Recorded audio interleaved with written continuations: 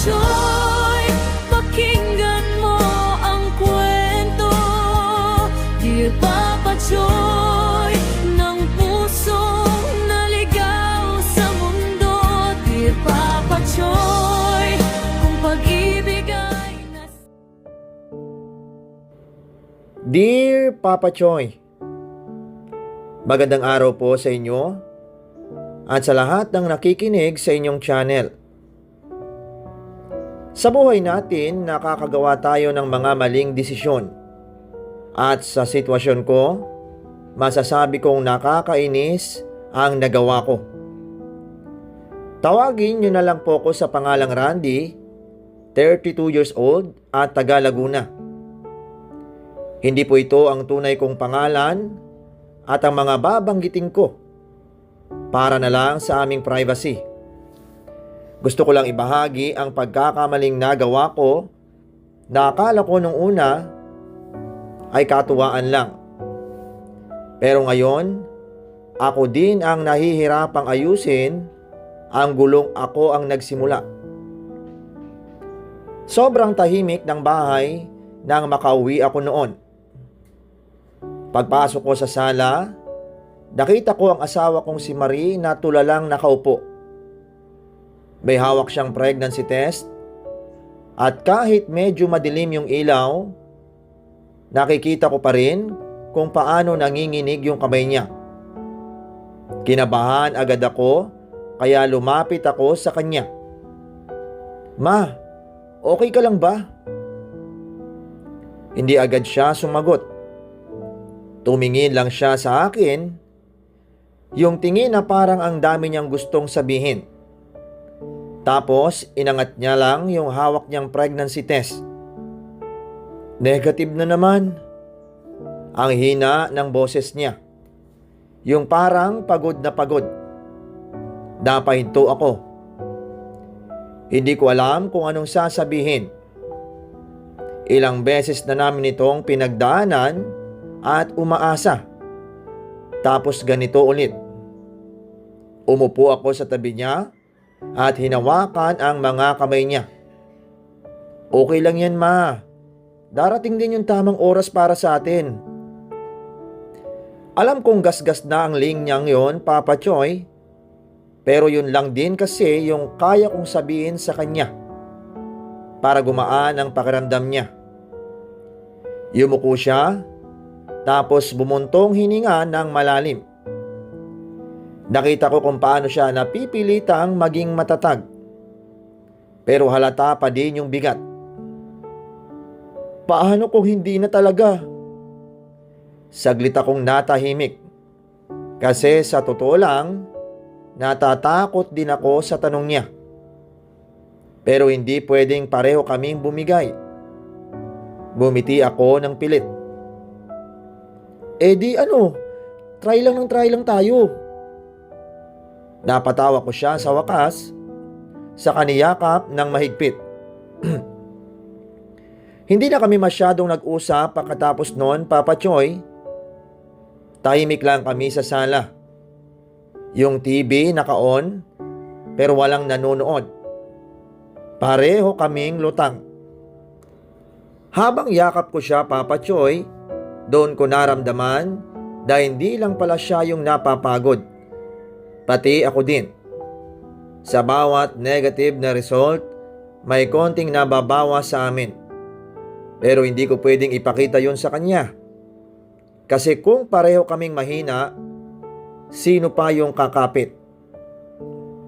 Kaya kahit ang dami kong tanong sa isip ko, kahit may konting takot na baka hindi talaga para sa amin, sinarili ko na lang. Inaplos ko yung buhok niya, dahan-dahan. At sa mga oras na yon, ayun lang yung kaya kong ibigay. Inimbitahan ko ang kumpare kong si Junel sa bahay nung gabing yon, Papa Choy. Gusto ko lang sanang uminom. Magpahinga kahit saglit sa bigat ng utak ko. Simula nung nangyari kay Marie kanina, parang ang hirap huminga ng normal. Hindi naman siya tumanggi. Alam ko namang G na G siya lagi, lalo na pag may alak. Pagpasok niya sa gate, napansin ko agad na may kasama siyang babae. Hindi na din ako nagtaka, sanay na kasi ako na ganun siya. Pare, iba na naman yan ah, biro ko. Ngumisi siya, sabay akbay sa babae. Pre, asawa ko na to, si Easy. Napatingin ako sa babae. Tahimik lang ito at mukhang mahinhin. Ngumiti lang siya ng tipid sa akin. Pinapasok ko na sila, nasa loob si Marie at inaayos na yung pag-iinuman namin. Kita ko yung pilit niyang ngiti nung nakita niya kami. Alam kong hindi pa siya okay. Pero sinusubukan niyang makisabay. Nagsimula ng iyong inuman namin, Papa Choy. As usual, si Junel yung maingay. Kwento dito, kwento doon. Paminsan-minsan, napapatingin siya kay Easy. Parang proud na proud sa bagong niyang nobya. Si Easy naman, tahimik lang na nakikinig. Minsan ngingiti. Habang tumatagal, Papa Choy, napunta yung usapan sa relasyon. Yung mga seryosong topic na biglang lumalabas pag medyo tinatamaan na ng alak. Hindi nagtagal, pumasok na si Marie at si Easy para magpahinga. Naiwan kami ni Junel sa labas at nagpatuloy lang sa pag-inom. Doon na nag-iba yung tono ng usapan. Pre, alam mo, hindi lahat kaya magpakatino. Natawa siya sa sinabi niya. Nakikinig lang ako at medyo umiikot na din yung ulo ko. Tsaka minsan, kahit alam mong mali, nagagawa mo pa rin. Hindi ko alam kung bakit, Papa Choy, pero parang may kurot sa dibdib ko habang sinasabi niya yon. Ikaw kasi, sanay ka na eh. Tumawa lang siya na parang proud pa. Experience lang yan, pre. Nagkwento pa siya ng kung ano-ano, mga kalokohan sa mga naging babae niya. Pero habang nakikinig ako, hindi ako makapokus sa mga sinasabi niya. Kasi sa totoo lang, sa mga oras na yon, pagod na rin ako sa paulit-ulit na disappointment at kakaisip kung may kulang ba sa aming mag-asawa. Habang nakikinig ako, hindi ko mapigilan na mapatingin sa bintana ng bahay. Nakikita ko si Easy sa loob. Maamo ang mukha nito kahit natutulog lang sa dilim ng sala. Alam ko sa sarili ko na mali yung mga pumapasok sa isip ko. Pero ganun talaga yata paglasing. Lumalakas ang loob sa mga bagay na dapat pinipigilan. Huminga ako ng malalim, tapos sa gitna ng kalasingan at biruan, nasabi ko yung isang bagay na hindi ko dapat nasabi. Pre, ang weird ng nasa isip ko minsan. Pero wag mo na lang nga pansinin. Tumingin siya sa akin nang nakangisi. Ano naman yan? Umiling ako at tumawa na lang para itago. Wala, kalukuhan lang. Tumawa din siya, akala niya biro lang lahat. At sinabayan niya ako ng tawa. Ikaw talaga, Randy, lasing ka na rin eh. Doon na namin binalik sa tawanan yung usapan. Uminom pa kami ng konti at nagkwentuhan pa ng kung ano-ano. Hanggang sa napagdesisyonan namin tapusin na yung gabi. Salamat sa painom, pre ha. Solid ka talaga. Ingat kayo. Lumabas na sila ni Easy at si Marie sumili pa sa pinto para magpaalam. Nang makapasok ako sa loob, lumambing sa akin si Marie. May nangyari sa amin at hindi ko maintindihan kung bakit ganun siya biglang naging kasabik. Habang ginagawa namin yon, biglang pumasok sa isip ko si Isi. Lumipas ang 1 linggo, si Junel naman ang nagyaya na uminom sa bahay nila. Pumayag ako kasi gusto din ni Marie uminom at mag-unwind. Nasa labas kami ni Junel, habang si Marie at Isi naman sa loob ng bahay. Nag-aasikaso ng pulutan. Habang tumatagal yung gabi, napapansin ko na si Isi, tuwing lalabas siya, parang hindi lang basta dumadaan ang tingin niya sa akin. Kapag naglalapag siya ng pulutan, ramdam ko yung titig niya. Yung klase ng tingin na hindi mo madaling ma-ignore. Hindi ko alam kung tama ba ako o dala lang ng alak at imahinasyon ko. Tuloy lang sa pagkukwento at tawa si Junel. Parang walang napapansin. Hanggang sa puntong medyo lasing na din kami, dalawa, nasabi ko ang isang bagay. Hindi na yun biro at simpleng usapan. Pre, di ba nasabi ko sa'yo last time, yung weird kong naiisip? Oh, anong meron pre? Gusto kong sumiping sa asawa mo. Tapos, doon ka naman sa asawa ko. Nakita ko kung paano naging excited ang mukha ni Junel sa sinabi ko. Hindi ko alam kung bakit. Hindi man lang siya nagalit o nagulat. Nagkaroon ng sandaling katahimikan matapos naming pag-usapan yung bagay na yun. Hindi nagtagal, napansin kong nag-iba yung atmosphere. Pumasok na sa loob ng guest room si Marie na sinundan naman ni Junel. Hindi ko alam kung bakit hindi man lang nag-react ang asawa ko. Siguro, dala ng kalasingan o madilim ang kwarto kaya hindi niya napansin na hindi ako yung kasunod niya. Hindi ko alam, Papa Choy. Pero nung mga oras na yon, si Isi ang nasa isip ko. Pagpasok ko sa kwarto nila, nakaiga na si Isi sa kama at nakatalikod. Bumagay sa kanya ang suot niyang nighties. Halata na wala itong suot na panloob. Kaya dumagdag yon sa pananabik at kuryosidad ko. Isi, akala ko itutulak niya ako. Pero dinambahan niya ako ng halik at doon namin nangyari. Akala mo ba hindi ko naririnig yung mga pinag-uusapan ninyo? Malayo sa katauhan ng babaeng kausap ko ngayon kesa nung una naming pagkikita. At sa gitna ng kalasingan at pagkalito, nangyari ang hindi namin napigilan pa. Kinabukasan, ibang klase yung pakiramdam ko. Hindi yung tipong hangover lang.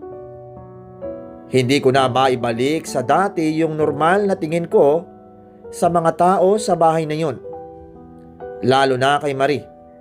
At higit sa lahat, sa sarili ko.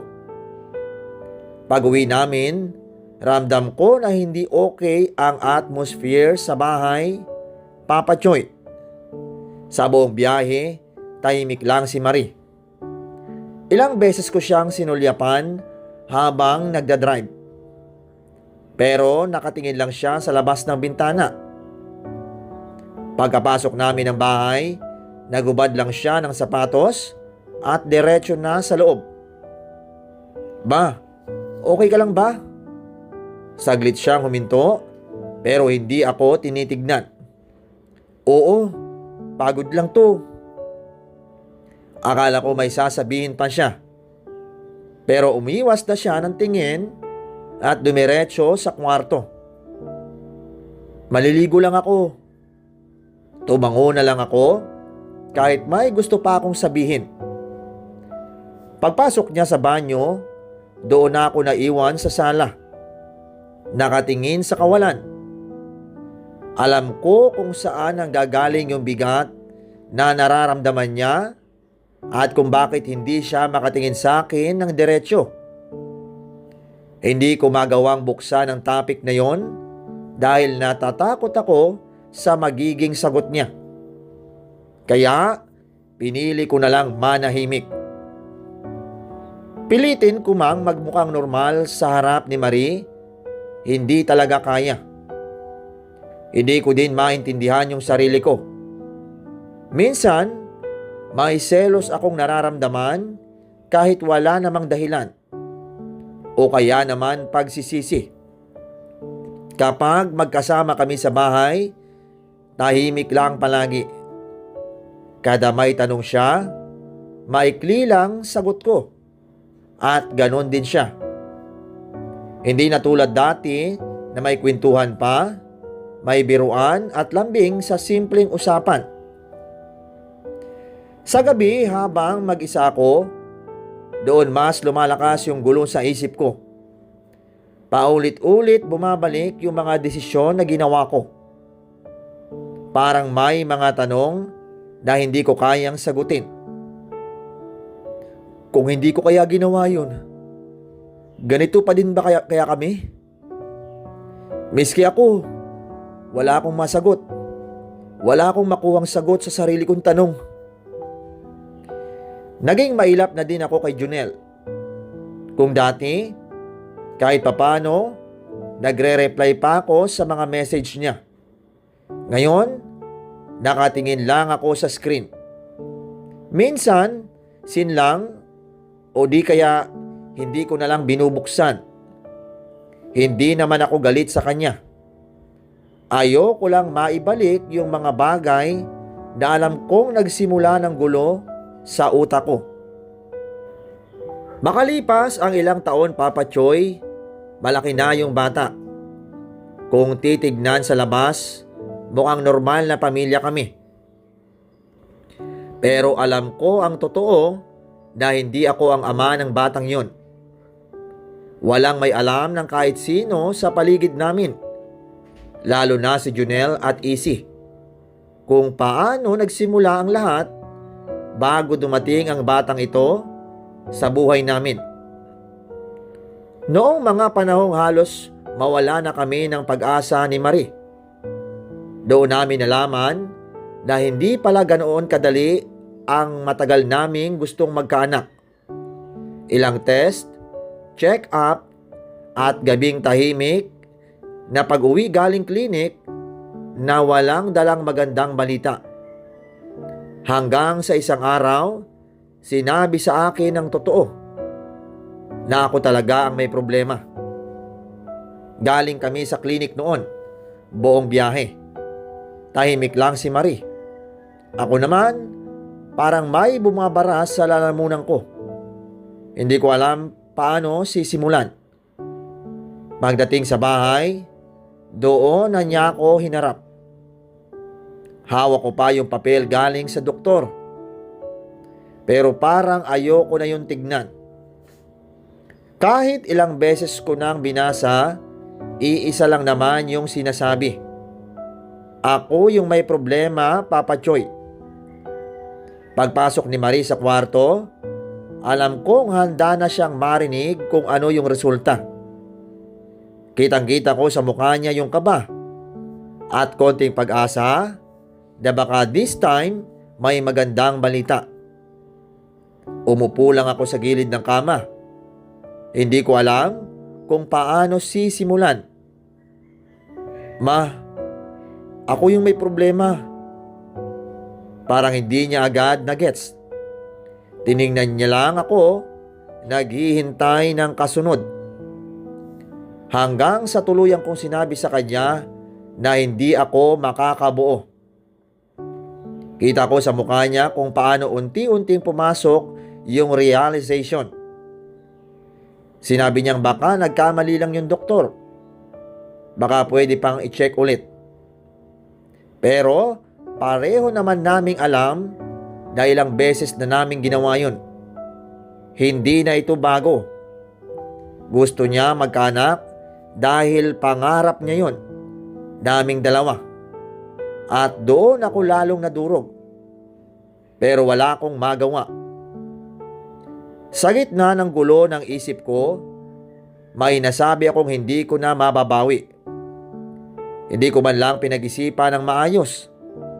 Lumabas na lang sa bibig ko na baka pwede naman siguro kaming magkaanak, kaso sa ibang lalaki.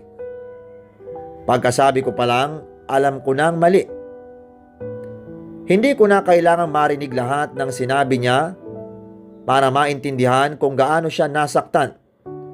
Kita ko na sa mukha niya yung galit, sakit, at disbelief. Parang hindi na niya ako makilala. At sa totoo lang, hindi ko rin makilala ang sarili ko nung moment na yon. Hindi ko naisip kung anong mararamdaman niya. Hindi ko naisip kung gaano kabigat yung pinapagawa ko sa kanya. At nasa isip ko lang, baka may paraan pa para mabuo yung pamilya na pinapangarap namin. Pero mali. Sobrang mali. Napaupo na lang siya habang umiiyak. Yung iyak na may sobrang lalim na pinaghuhugutan. Yung tipong hindi mapipigilan kahit anong gawin mo. At ako, wala akong nagawa. Gusto ko lang naman magkaanak tayo, ma. Umiling siya, hindi pa din tumitigil ang pag-iyak niya. Hindi niya kaya. At kahit pilitin niya, alam niyang hindi niya kakayanin. Doon ko na-realize na hindi lang pala to tungkol sa pagkakaroon ng anak, kundi sa respeto at pagmamahal. Sa kung hanggang saan yung kaya mong gawin para sa isang tao. Kasi sa kagustuhan kong mabuo yung pamilya naming, bunti ko nang sirain kung ano yung meron kami. At sa mga oras na yon, Papa Choy, doon ko unang naramdaman na baka ako mismo yung unti-unting sumisira sa relasyon naming mag-asawa. Naramdaman ko, Papa Choy, na may mga bagay na kahit sabihin mo pang para sa pamilya, ay hindi pala basta-basta tatanggapin ng sikmura mo. Kasi hindi lang katawan ang nadadamay, pati dangal at respeto sa sarili. Doon pa lang ramdam ko na may parte na sa amin na nagsimulang nabasag. Sa totoo lang, masakit sa akin, Papa Choy. Hindi na lang dahil sa pagiging lalaki. Dahil na din sa pangarap namin ni Marie na matagal naming hinintay. Nakita ko kung paano siya unti-unting napapagod. Hindi lang sa katawan, pati na din sa pag-asa. Doon nagsimula yung maling direksyon ng desisyon ko. Isang desisyon na akala ko noon ay magiging solusyon at makakaya kong kontrolin. Gusto ko lang din linawin na hindi lahat ng solusyon ay tama. Nabuo yung bata nung una. Akala ko magiging sagot siya sa lahat ng sakit, pagkukulang, at sa lahat ng lamat sa pagitan namin ni Marie. Pero hindi pala ganoon.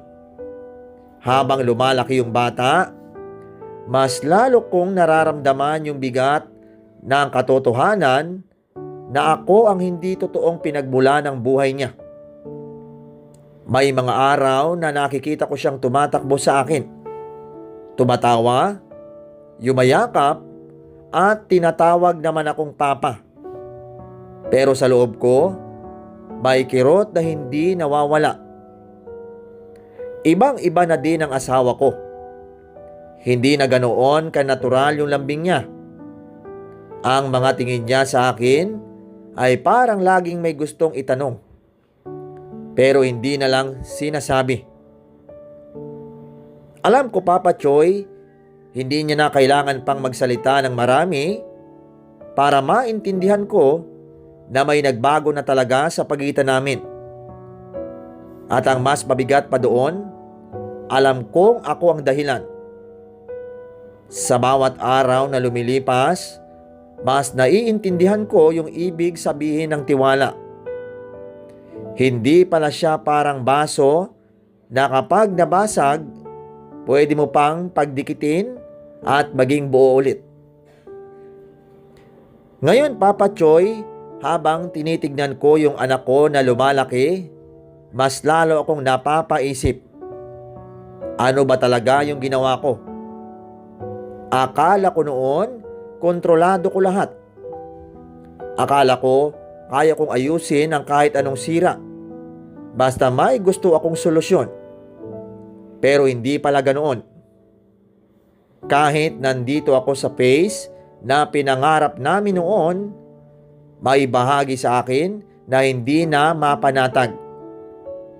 Kasi araw-araw, hinahanap ko yung bata na hindi ko tunay na dugo. Pero minahal ko na din. Paano ko ba bubuuin ulit yung tiwala? Kung ako din yung dahilan kung bakit ito nabasag. Yan ang tanong na hanggang ngayon, Papa Choy, hindi ko pa rin nasasagot. At baka ang masakit na katotohanan, hindi ko na din talaga kayang ibalik kung ano yung nawala. Kinausap ko si Marie nung patulog na kami, Papa Choy. Kahit nakatalikod siya sa akin, alam kong gising pa siya. Hindi na ito yung unang beses na humingi ako ng tawad sa kanya.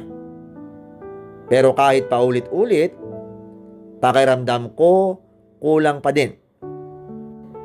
Mahal, sorry talaga.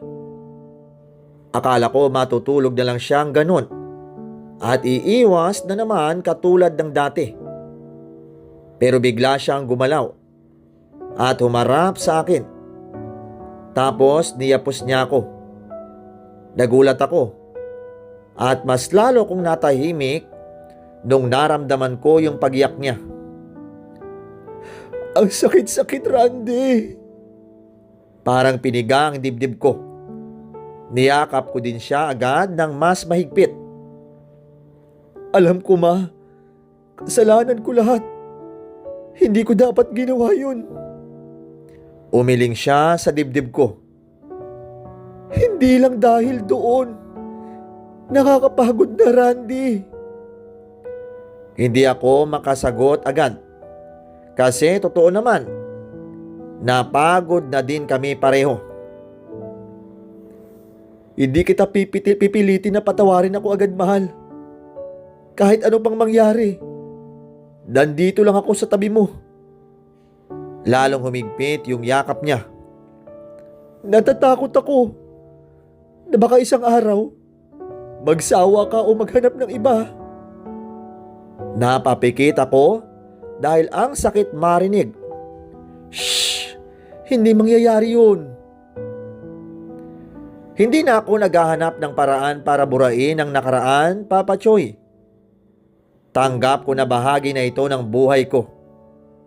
Araw-araw, pinipili kong maging mabuting ama at maging mas maingat na asawa kay Marie. Hindi man maibalik ang dati, umaasa akong sa maliit na bagay katulad ng pag-aalaga, pagrespeto at katapatan. Unti-unti naming mabubuo ang panibagong simula. Randy, ang tiwala hindi basta na ibabalik sa salita lang, kundi sa pagiging consistent in action. Harapin mo ang katotohanan at kausapin si Marie ng bukas at tapat. Hindi madali ang paghilom, pero posible yon kung pareho kayong handang ayusin at tanggapin ang pagkakamali. Mga kapapa Choy, kung may natutunan kayo sa kwento ni Randy, ay huwag kalimutang mag-like, share at mag-subscribe. I-comment nyo din ang thoughts ninyo. Hanggang sa susunod na kwentuhan, maraming salamat po.